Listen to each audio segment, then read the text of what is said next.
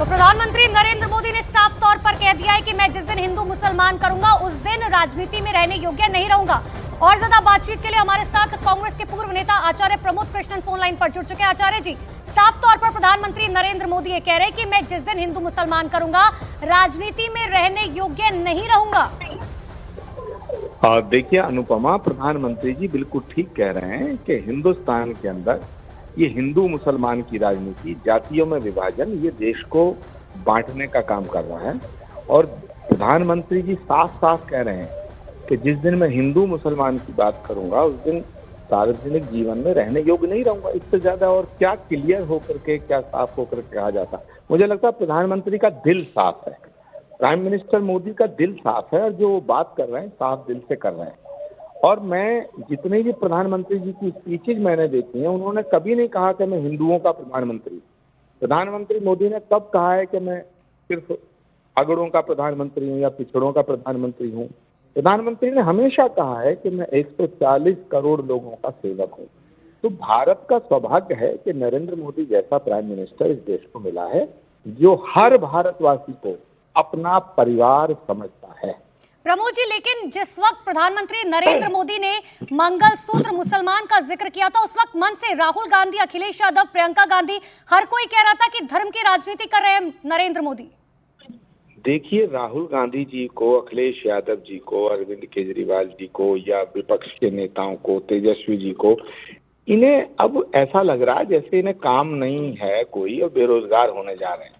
भाई, जाति की बात आप करते हो, धर्म की बात आप करते हो और इनका एकमात्र उद्देश्य है कि सुबह उठ करके बिना मुंह धोए ये प्रधानमंत्री को गाली देना शुरू कर दे। अब मुझे बताओ, देश का प्रधानमंत्री चीख के कह रहा है कि भाई राशन मिलेगा, सबको मिलेगा। क्या 5 किलो अनाज जो बट रहा है उसमें उन्होंने कहा कि मुसलमानों को नहीं मिलेगा? जब वैक्सीन कोविड का टाइम आया, क्या उन्होंने कहा कि मुसलमानों को वैक्सीन नहीं लगाई जाएगी?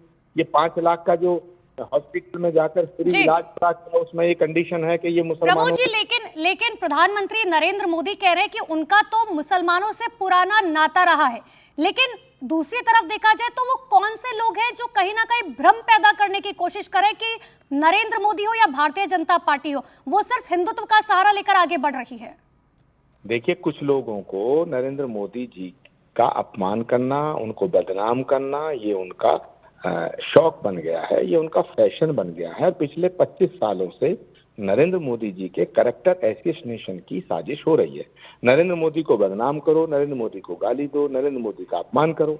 और जितना नरेंद्र मोदी से नफरत करते हैं ये लोग, विपक्ष जितना नरेंद्र मोदी से नफरत करता है, भारत की जनता उनसे उतना ही प्यार करती है। उसी का नतीजा है कि देश में तीसरी बार भारत के प्रधानमंत्री के पद पर देश की जनता उन्हें आसीन करने जा रही है। जी, बहुत बहुत शुक्रिया प्रमोद जी आपका हमें समय देने के लिए। और ज्यादा बातचीत के लिए बीजेपी नेता जफर इस्लाम हमारे साथ फोन लाइन पर जुड़ चुके हैं। जफर इस्लाम जी, जिस तरीके से विपक्ष बार बार कह रहा है कि प्रधानमंत्री नरेंद्र मोदी धर्म की राजनीति करते हैं, पीएम ने उस पर साफ तौर पर कह दिया कि जिस दिन ऐसी राजनीति करूंगा राजनीति करने योग्य नहीं रहूंगा। देखिए, ये तो विपक्ष के लोग जो है लोगों को गुमराह करने के लिए बोलते हैं। उनकी जमीन खिसक गई है, लोगों का विश्वास खत्म हो गया उन पे, जनता ने उनको आशीर्वाद देना छोड़ दिया है और सीटें हारते हारते अब ऐसी हालत हो गई कि अब सब, शरद पवार जी कह रहे हैं कि सब पार्टियां विलय करके किसी तरह से प्रिंसिपल अपोजिशन पार्टी बन जाएगी। तो इस हालत पे जब इस हाशिए पे पहुंच गए तो इस तरह की बातें कहने लगे। आदरणीय प्रधानमंत्री जी का एक ही स्लोगन है, सबका साथ, सबका विकास और सबके लिए प्रयास। और इसी स्लोगन को लेके वो पूरे देश में पिछले 10 सालों से काम कर रहे हैं और आगे आने वाले दिनों में भी इसी मंत्रा के साथ काम करेंगे और सबके लिए उत्थान करेंगे। आप उनके जितने भी वेलफेयर स्कीम है जो उन्होंने इंट्रोड्यूस किया है, हर वेलफेयर स्कीम का जो बेनिफिशियरी उनका जरा लिस्ट देख लीजिए। उस लिस्ट पे कभी आपको भेदभाव दिखेगा नहीं, बल्कि आपको ये दिखेगा कि मुस्लिम समाज से सबसे ज्यादा बेनिफिशियरी है। अगर मुस्लिम समाज की जो संख्या है वो 12, 14, 13% है, 15% से कम है, लेकिन एक्चुअल बेनिफिशियरी में वो 22 से 24% तक है। इससे समझ में आता है कि बिना भेदभाव की राजनीति है और न धर्म का इस्तेमाल है। बिल्कुल जफर जी, और ये जवाब उन सभी के लिए है जो लगातार प्रधानमंत्री नरेंद्र मोदी पर सवाल उठा रहे थे। बहुत बहुत शुक्रिया जफर इस्लाम बातचीत के लिए।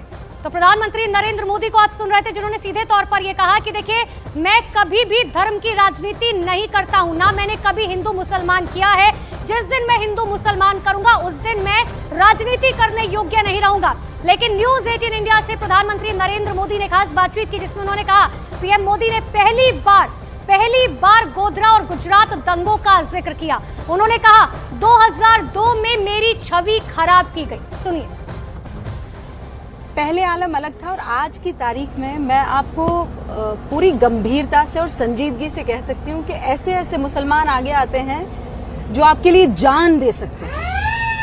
और एक उनका वाक्य है, ना दूरी है ना खाई है, मोदी हमारा भाई है, बड़ा जोर शोर से ऐसे करते हुए नजर आते हैं।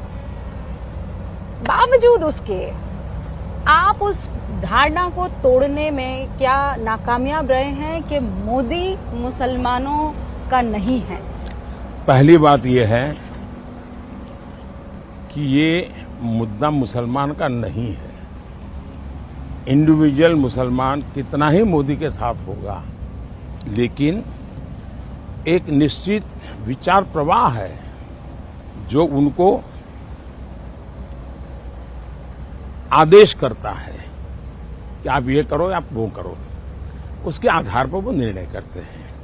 जहां तक मोदी का सवाल है, एक तो मैं स्कूल में, एक तो मेरा जो घर है ना, मेरे अगल बगल में सारे मुस्लिम परिवार है, तो हमारे घर में ईद भी मनती थी, हमारे घर में और भी त्योहार होते थे।